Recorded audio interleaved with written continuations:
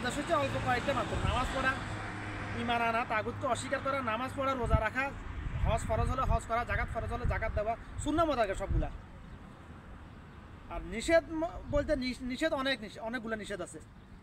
চুরি ডাকাতি না করা, জেনা ব্যভিচার না করা, হত্যা মানব হত্যা না করা, ঘুষ খাওয়া, সিন্ডিকেট না করা, মানুষের অধিকার নষ্ট করা না করা, মা বাবার নাফরমানি না করা, আত্মীয়তার সম্পর্ক ছিন্ন না করা, পাড়া প্রতিবেশীর হক নষ্ট না করা, এরকম নিষেধের লিস্টিটা অনেক বড়। কিন্তু পৃথিবীতে বেশিরভাগ মুসলমান ঘরে জন্ম নেওয়া আদম সন্তানগুলো আল্লাহর আদেশগুলো মোটামুটি মানতেছে, তবে নিষেধগুলো মানতেছে না। আল্লাহর আদেশগুলো মানা তাদের জন্য সহজ মনে করে, যেটা নিষেধ মানতেছে না, যেটা তাদের পছন্দ, তারা মানে যেটার প্রতি তাদের রুচি চলে আসছে, তারা এই হারামগুলো খাইতেছে। শুকরের গোস্ত কুকুর আসলে হারাম করছে আল্লাহ, এই জন্য খাইতেছে না তো পৃথিবীর মুসলমানরা। এগুলোর প্রতি এদের রুচি নাই, এই জন্য খাইতেছে না। প্রমাণ, যদি আল্লাহ পাককে নিষেধ করেছেন এই জন্য না খাইতো মুসলমানগুলা, পৃথিবীর মুসলমানরা, আদম সন্তানগুলো, মুসলমান নাম শুরুতে যে আদম সন্তানগুলা, মুসলমান বললে ভুল হবে এখানে। যদি আল্লাহ পাক খাওয়ার জন্য নিষেধ করেছেন, এটা হারাম করেছেন, এই জন্য আসলে কুকুর গোস্ত পৃথিবীর মুসলমান নামদের আদম সন্তানগুলো না খাইতো আল্লাহ পাক নিষেধ মানার জন্য, তাহলে তারা সিগারেট কীভাবে খায়, জর্দা কীভাবে খায়, তামাক কীভাবে খায়, মদ কীভাবে খায়, যুব কীভাবে খেলে, জেনা কীভাবে করে, মা বাবার নাফরমানি কীভাবে করতেছে, সুদ কীভাবে খাইতেছে। সুদ খাওয়া মানে নিজের মায়ের সাথে জেনা করা।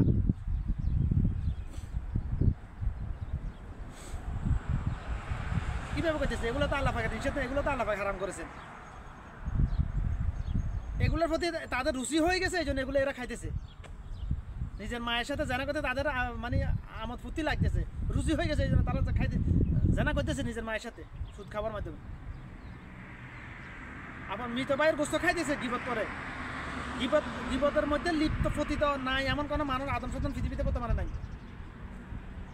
গিবতের মধ্যে সে পতিত হবে না যে মানে সোশ্যাল সমাজের মধ্যে বসবাস করতে করবে না, যে জঙ্গলে চলে গেছে সেই একমাত্র গিবত থেকে বেঁচে আছে।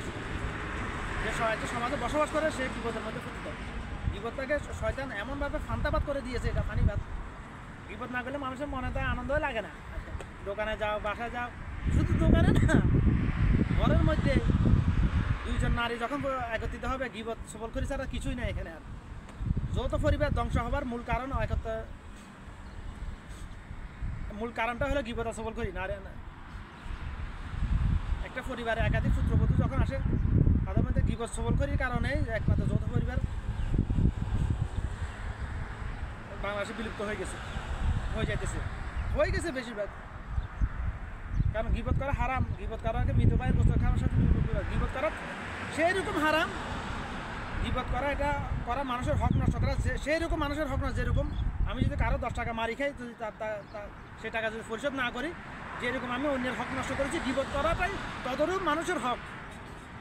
অর্থাৎ আমি যদি কারো হক 10 টাকা মারি খাই, এটা সে যতক্ষণ মাফ করবে না, আল্লাহ মাফ করবেন, এটা আল্লাহর ওয়াদা।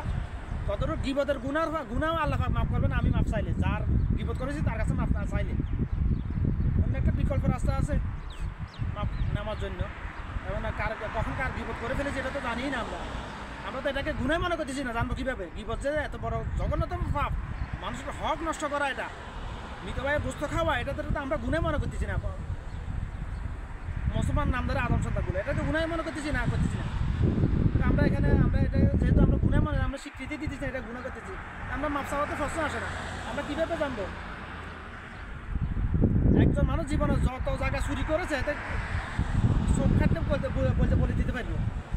যতবার কতজনের সাথে জেনা করেছে, চোখ বন্ধ করলে বলে দিতে পারবো। কতজনের সম্পদ লুণ্ঠন করেছে, চোখ বন্ধ করলে কিন্তু গিবতের বেলা সে বলতে পারবে না কত মানুষে গিবত করেছে। পৃথিবীর কোনো মানুষ বলতে পারবে না এটা। সুতরাং গিবত কত জঘন্যতম। আমি যদি অন্যের সম্পদ আত্মসাৎ করি, তার থেকে জঘন্যতম পাপ গিবত, ভয়াবহ পাপ। কেন ভয়াবহ পাপ?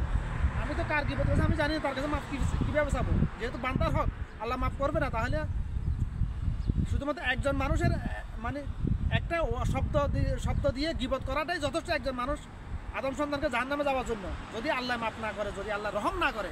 আল্লাহ চাইলে পারে অন্যান্য দিক থেকে যার গিবত করে তার হক দিয়ে আর প্রত্যেক মানুষ চাইবে যে জান্নাতে যাওয়ার জন্য আল্লাহ যে তাকে তার আল্লাহ পাকের কুদরত দিবে আল্লাহ পাকের রহমত দিয়ে আল্লাহ পাকের খাজানা থেকে তার নেকি পূরণ করে তাকে জান্নাত দিয়ে দেয়, তাইলে তার আপত্তি থাকবে না অবশ্যই ইনশাআল্লাহ। এরকম হাদিস আছে, হাদিসটা সহি। সেটা এমনি হবে না, সবার জন্য না, সেটা যার যে আল্লাহ পাকের অন্য সকল আদেশিত মানি চলছে তার জন্য। সে যদি ভুলবশত করে ফেলে গিবত করে ফেলে তার জন্য এটা প্রযোজ্য, সবার জন্য না, সবার জন্য না। সেটা তার জন্য যে কুকুর গোস্ত শুকুর গোস্তকে হারাম মনে করে, যেরকম হারাম করে এরকম অন্য সকল হারামকে হারাম মনে করে, তার জন্য এটা প্রযোজ্য হবে ইনশাআল্লাহ, অন্য কারোর জন্য না। এটা আমি আর কিভাবে বললে মানুষ বুঝতে পারবে, বুঝে আসতেছে না আমার।